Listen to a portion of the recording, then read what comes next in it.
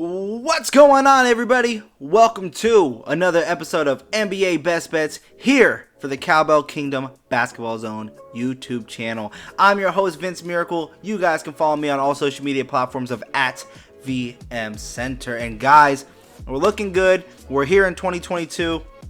And we had a pretty bad day on Friday. I'm not gonna lie. You can't hide from the results, guys, when you're doing it here live. And I'm so sorry, guys. Look, I promised you all that I would have the Excel sheet up and ready to go for you on this Monday. Unfortunately, I do not.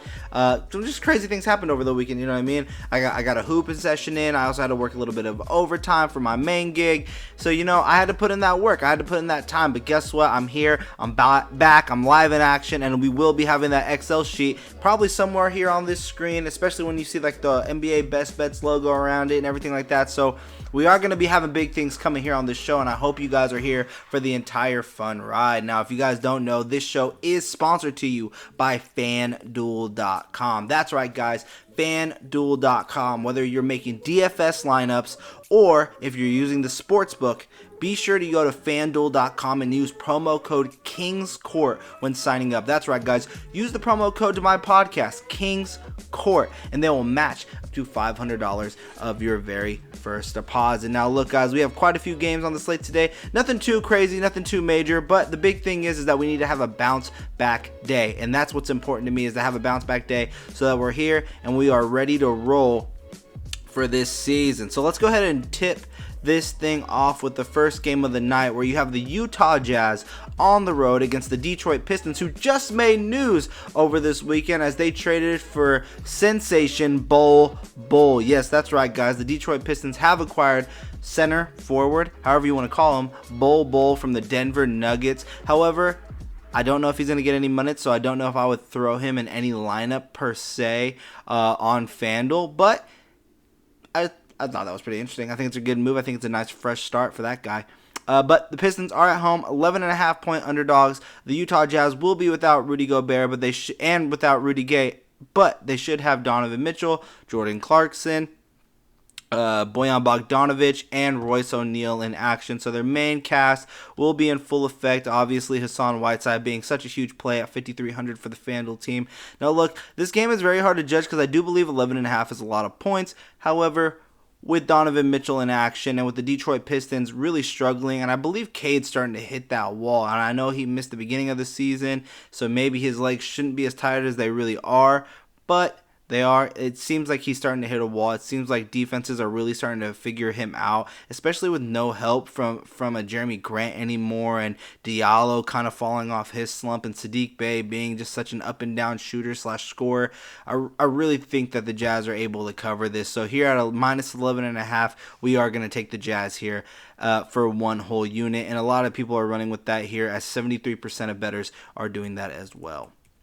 We go to the Milwaukee Bucks as only 2.5-point favorites over the Charlotte Hornets. Now, look, I love the Milwaukee Bucks here at minus 2.5. I get that the Hornets are a good team. They're a feisty team. They have a lot of weapons they can throw at you offensively. It's just defensively, even with the Bucks being without Drew Holiday and a plethora of other players, they have the size and the ability to stay in an up-paced game with the Hornets, which is exactly what they want to play, but also they get to play big and down low, and I see Giannis Antetokounmpo once again having another big Giannis type of game, MVP caliber type of game. So minus 2.5, you got to take that for 2 units. I definitely like that here, and at minus 145, I will be taking the Milwaukee Bucks for 3 whole units. That's right, guys, 3 units. That only makes number 3 on the entire career, or I guess since the start of this show. I don't know how to say it. Since the debut of this show, we've only had 3 unit bets now, and this is the 3rd one. So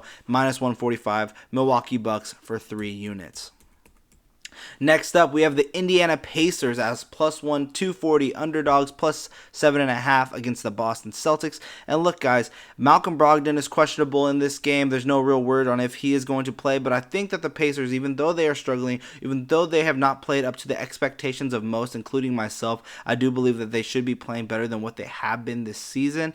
The Indiana Pacers do have talent. They have Domantas Sabonis. They have Miles Turner. They will be without Karis LeVert, but rookie Chris Duarte has looked great in his place. Also, Justin Holiday, nice defensive sharpshooter, and Sykes has been a nice point guard to see since taking over that spot. But really, I think the story is Lance to make you dance. Stevenson being able to find a role once again on his former team.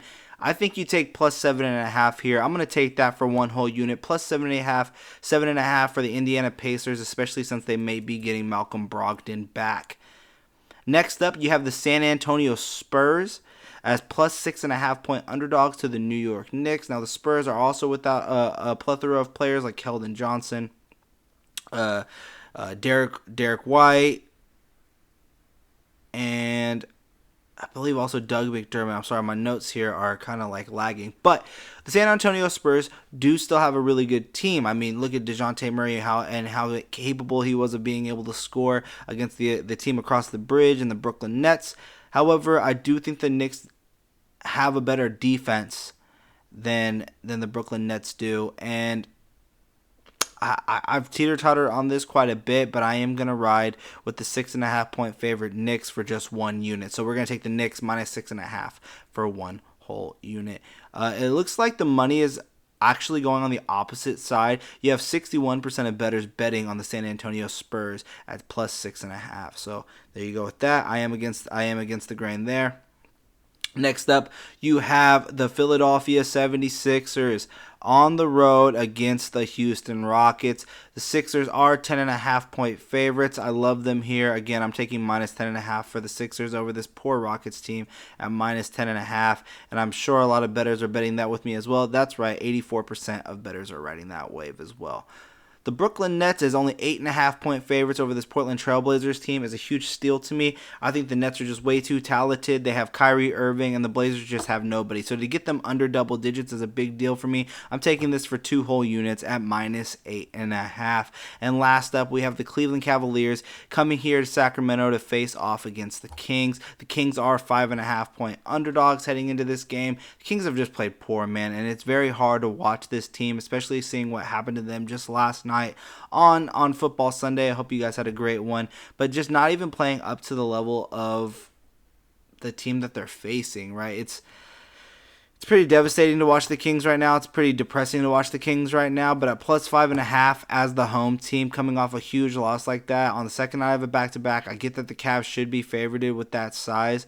I think I'm going to ride with the home team Kings here at plus 5.5. They always seem to play up or down to the opponents that they're facing, so I like plus 5.5 for your Sacramento Kings. And that is your picks today, guys. Let me know if you're going to ride with me, if you're fading me. I would really like to hear your guys' thoughts on all of that stuff. But before we wrap up, let's go ahead and run down this slate quickly here before we wrap up on the end of this show. So first thing we're taking for one whole unit is minus 11.5 for the Utah Jazz. That's for one unit.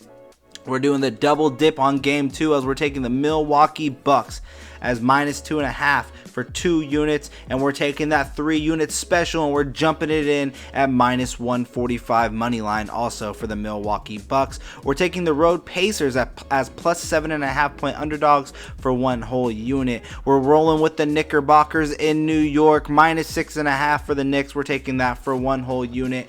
Minus 10.5 for the Philadelphia 76ers. That will be here. We're taking that for one whole unit. 2 units on the Brooklyn Nets on the road against the Portland Trailblazers. And lastly, we are taking the Sacramento Kings at home in Sacramento for one unit at plus 5.5. And those are your bets for January 10th.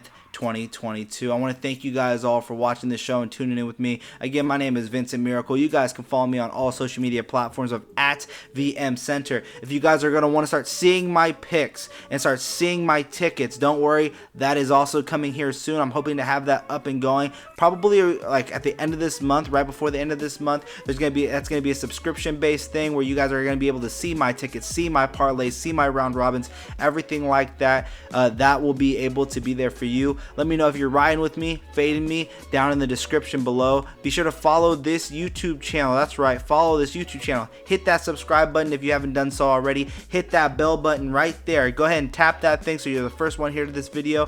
Let me know if you're riding me or fading me down in the comment section below. I wish you guys nothing but the best of luck. And until next time, sports bettors, peace.